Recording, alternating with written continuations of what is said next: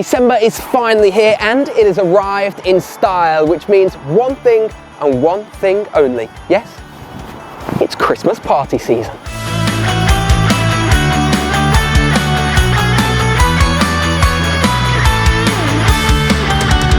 Well, years and years ago, when our children were little, we did these Christmas parties for the staff of intensive care, and my kids still say about it now. They can still remember him.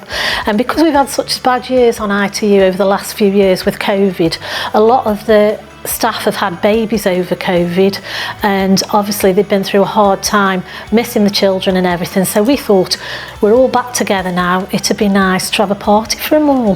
The fact that we're 5 different pods and we work as small teams, coming together means that people get to see each other more, and it's great because mums with children don't usually get to see, because they don't get to go to nights out or functions like that. So bringing them together, and I think their children bond them together.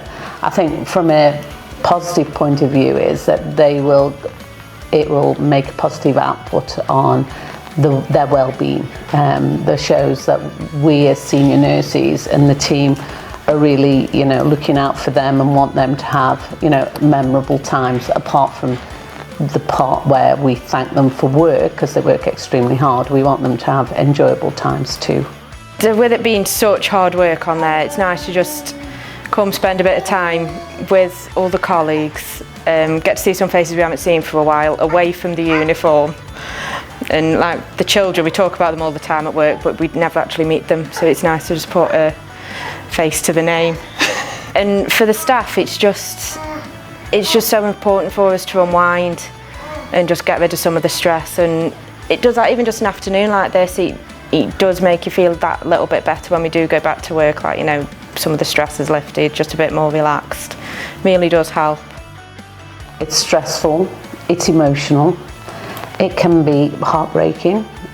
We get very involved with our patients and their families, and even though we have really good outcomes as a percentage, we do have a lot of patients that we are unable to get better, and it can be on, and COVID was the epitome of that. It was the worst I've ever known, and we've worked on intensive care for 40 years nearly, so it's the worst time that we'd ever seen.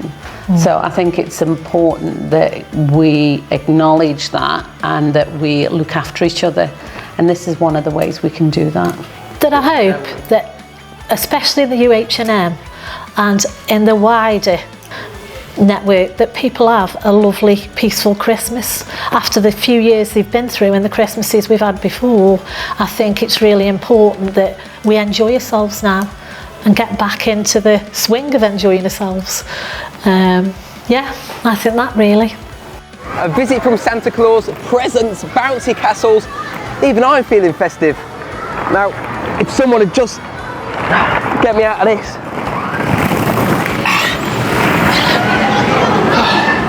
Merry Christmas.